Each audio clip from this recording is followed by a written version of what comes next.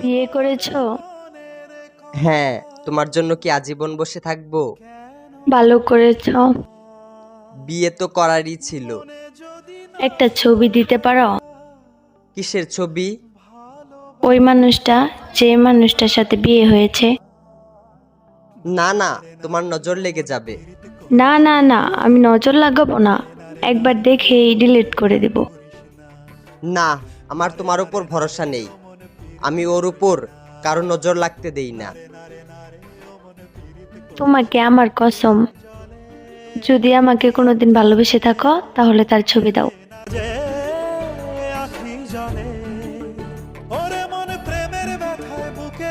এইটা তো আমার ছবি। তোমার পর আমার জীবনে আর ভালোবাসাই আসে নাই।